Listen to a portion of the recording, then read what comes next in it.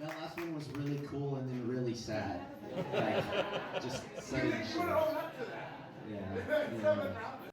I started writing in the holiday of 2017. I remember sitting in my bedroom feeling all sorts of loneliness.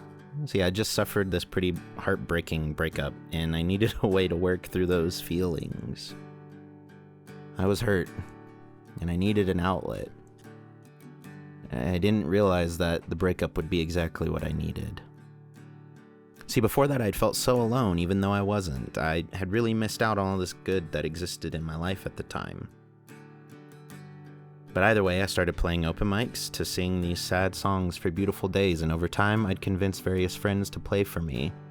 And I really felt like there was something artistically satisfying that could come from this. And then even more tragedy followed. And for those that know the story, you know how disarming that felt. No pun intended. But the overwhelming support and kindness extended to me after the fact was so life-giving. Friends still believed in me. And I started dabbling and trying to play again, but until I felt comfortable enough, I'd just start letting my friends play for me, and I used the only thing I had left. My voice. And over time, with some incredible help and divine run-ins with some lovely dudes, native crowds continued. And there were things that still needed to be said, heartbreak still needing to be grieved, and crowds still needing to commiserate with. See, I know most of what we've written about has been relational, some real bleeding heart shit, but what I've found is that all of us feel grief for one thing or another, and that's such a refreshing conversation to have. It's a conversation that acknowledges we're human and that we hurt. But it's also a conversation that continues because even though we're heartbroken, there's still plenty of life to live and friends to make and significant others to connect deeply with, maybe. I don't know. But it's okay if it takes longer than you hoped to find those things again.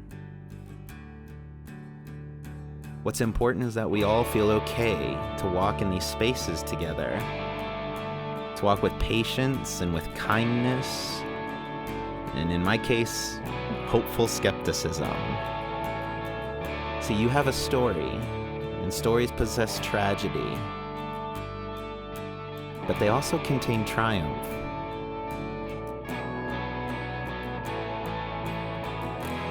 I'm grateful for the progress and belief others have had in me.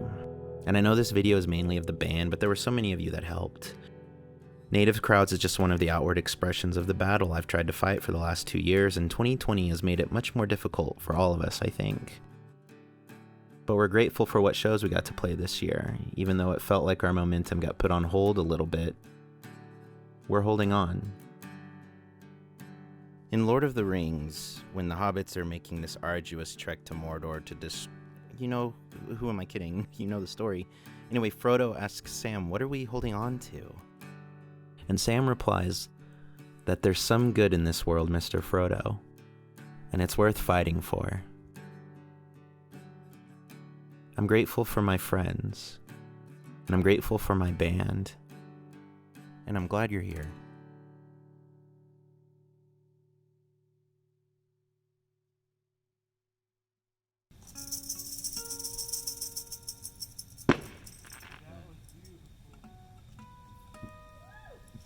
Hey, thank you. Hey, happy 4th of July.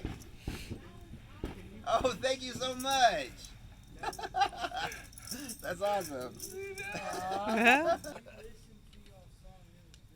Oh, thank you so much, man.